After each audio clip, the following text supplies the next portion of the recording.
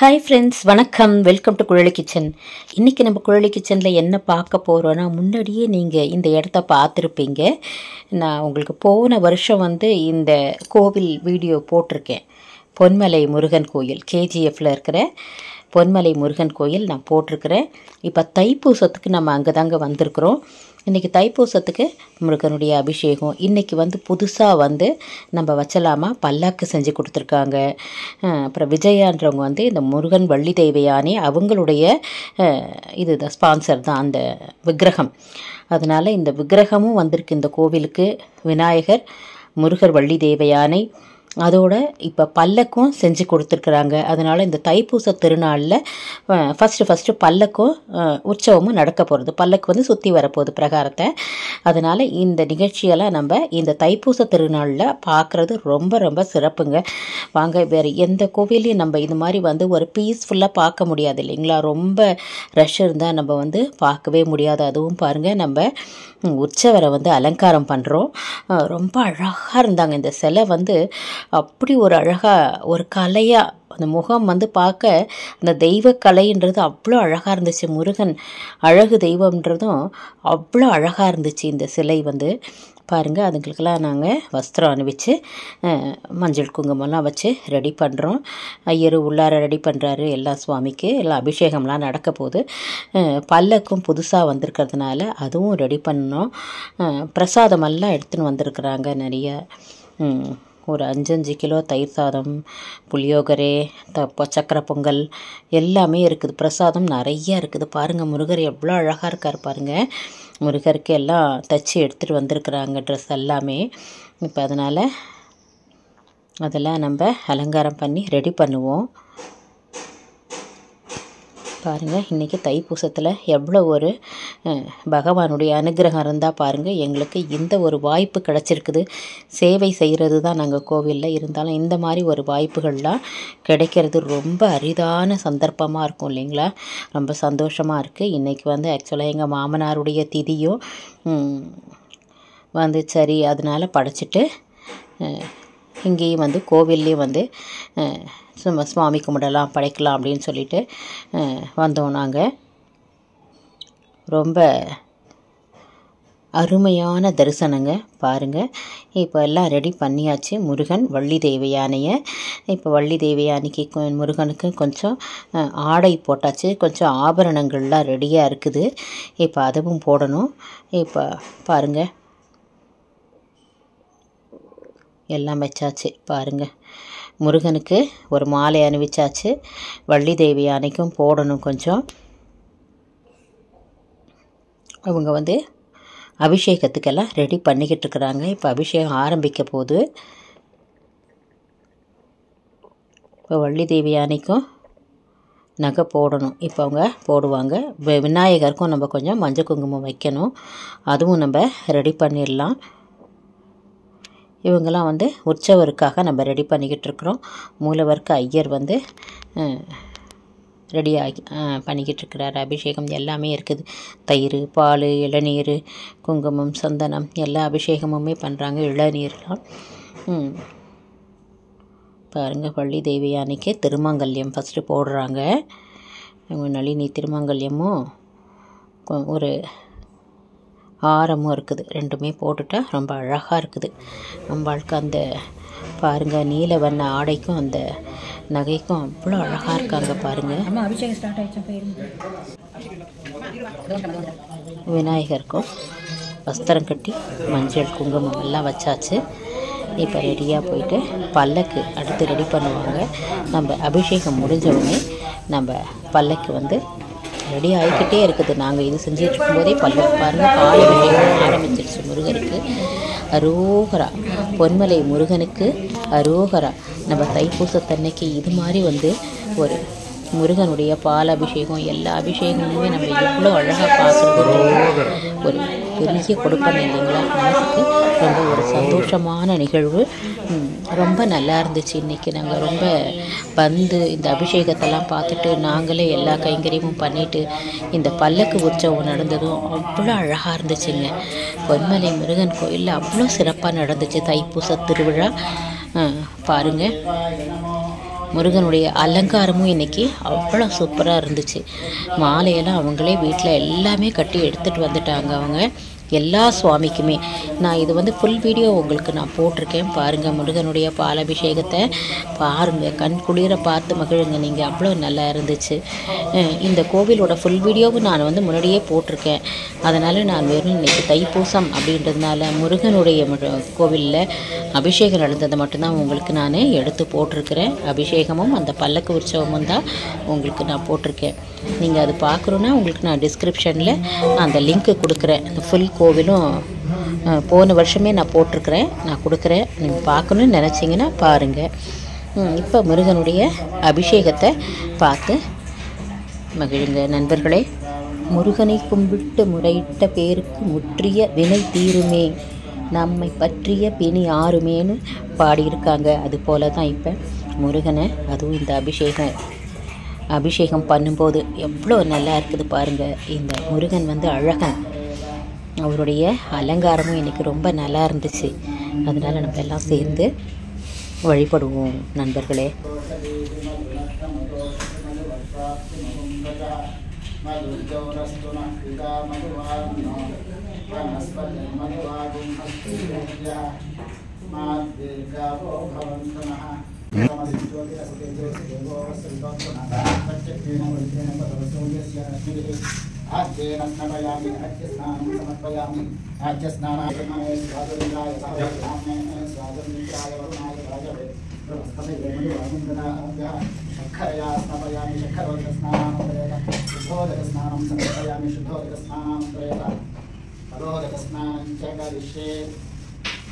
முருகனே செந்தில் முதல்வனே, மாயோன் மருகனே, ஈசன் மகனே, ஒருகை முகன் தம்பியே, உன்னுடைய தண்டை கால் நம்பியே, எப்பொழுதும் கைதொழுவேன் நான்.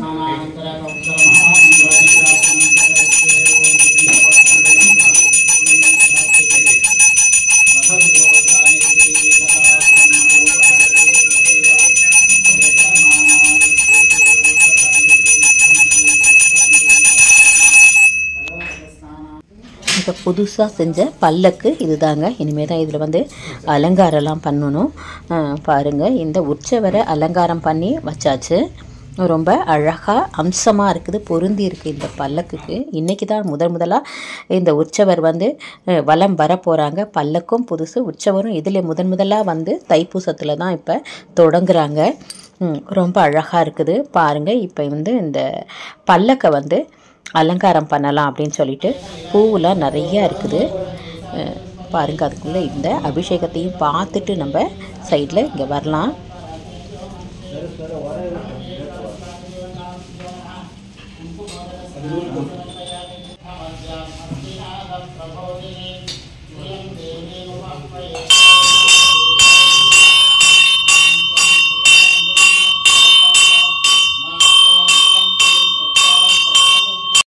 முருகனுக்கு அலங்காரம் ஆரம்பிக்கிறாங்க. நம்ம இங்கே வந்து பல்லக்குக்கு அலங்காரம் ஆரம்பமாகுது பாருங்கள். நிறையா சாமந்தி பூ கோத்தது இருக்குது. அழகாக சுற்றி இந்த பல்லக்கை சுற்றி அதுலேயே ஒரு ஹூக் மாதிரி கொடுத்துருந்தாங்க. அதனால் அதுலேயே அழகாக மாட்டிட்டாங்க.